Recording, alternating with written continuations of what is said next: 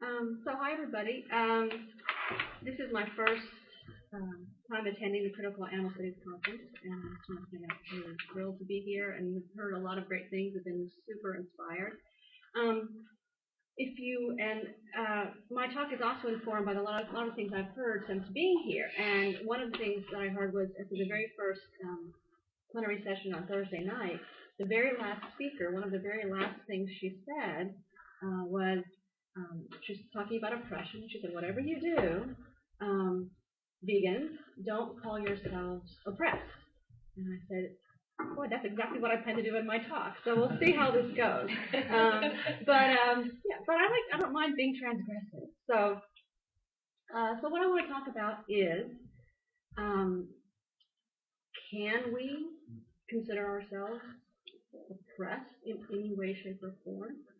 If so, how can we do that? I think that there is understandable reluctance to do that. There's all kinds of issues that come up that I thought about before this, that I've thought of new issues since I've been here.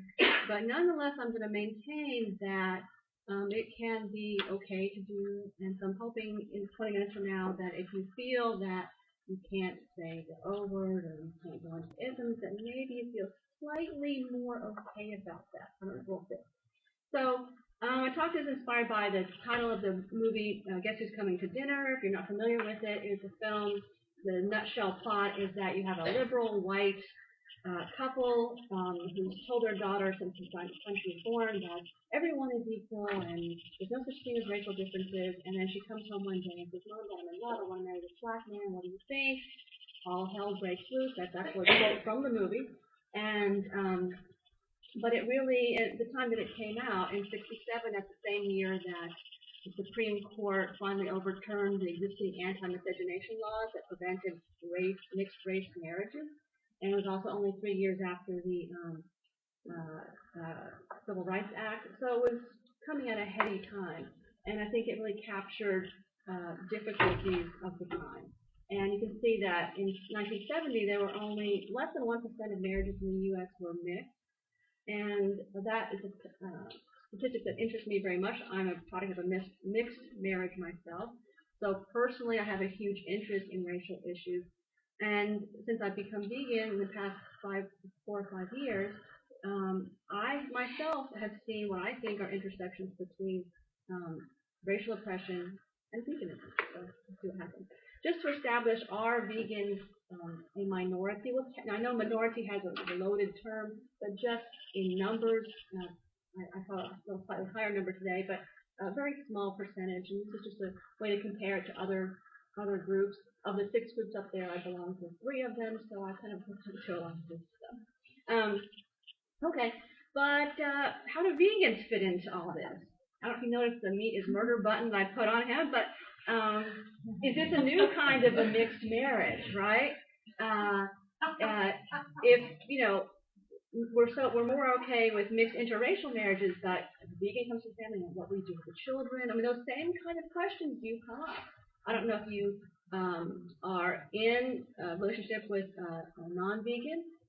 I'm not, but I have friends who are, and I have friends who literally are traumatized by it. I have a good friend of mine says, I had to tell my husband one day that I'm no longer going to eat meat, and then later on I told him I'm not going to cook meat for you, but I still am out buying meat at the grocery store, and I don't want to do that, but I don't know what to do. And so that sounds like oppression to me.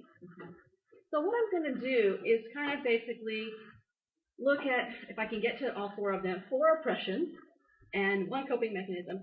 And I'm going to bring up terms, concepts that are well established in talking about other types of oppression, racial oppression particularly, and see if there's any, do they connect with the lived reality of being vegan in a very non-vegan world. And I have a few, so we could say that vegans are certainly an out group. The carnists are the ultimate in group. Most people believe that it's okay to exploit animals for all kinds of reasons, including food and other things. And certainly, if you look at the definition of out groups, vegans would fit into that. Carnists, I'll use carnists and meat eaters and non-vegans interchangeably. carnists do not identify with that. They say, I could never be a vegan. Right? So clearly, there's this disconnect between them and us. I love Albert Memmi's quote because I'm always looking for ways for that inclusivity. And when he says, he literally wrote the book on racism, that's his book, that the struggle against racism coincides at least in part with the struggle against all oppression. I like to envision that large umbrella of oppression. And are all the oppressions the same? Of course they are not the same. We don't have the same historical roots. We know the differences. But is that umbrella big enough to include even vegans? I think it is. And I enjoy talking about carnistic privilege, which most carnists can't imagine. And certainly I would argue that there's not nearly enough, but there's more recognition of white privilege than carnistic privilege. So the first concept I want to get to is a well-known concept called the burden of representation, meaning if you belong to a non-dominant, non-privileged group, that you somehow lose your individuality.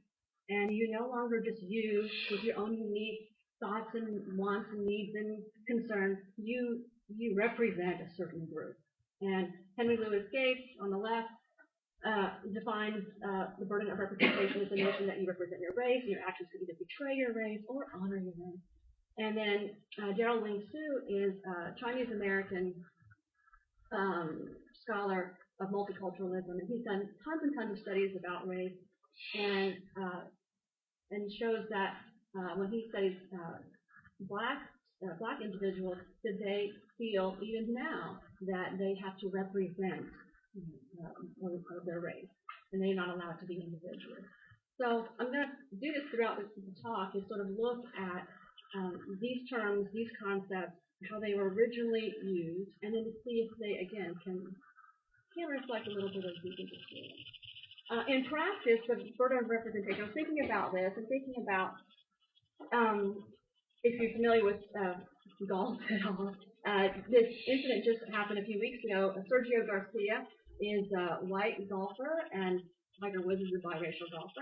And Sergio made a comment about 3 weeks ago about fried chicken to Tiger, or about Tiger.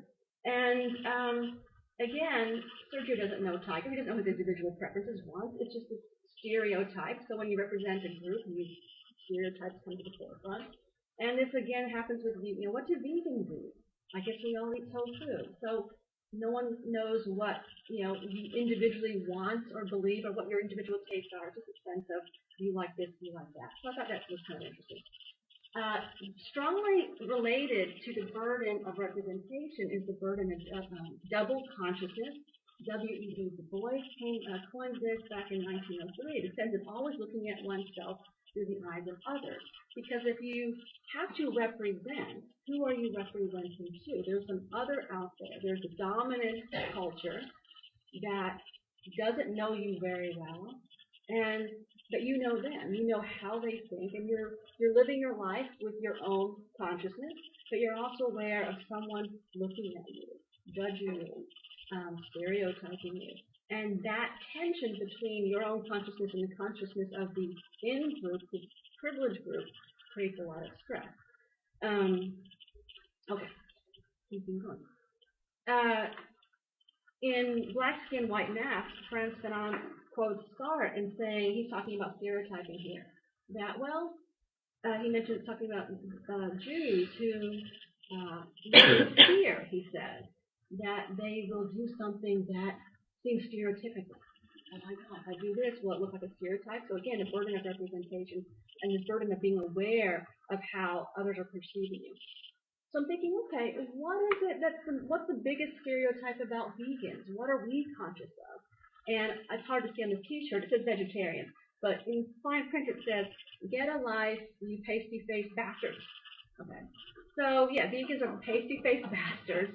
And what's interesting to me is that people who are black didn't used to be white.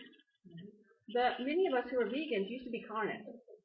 So we have really a big knowledge of that that other consciousness, because we maybe used to think this ourselves at one point.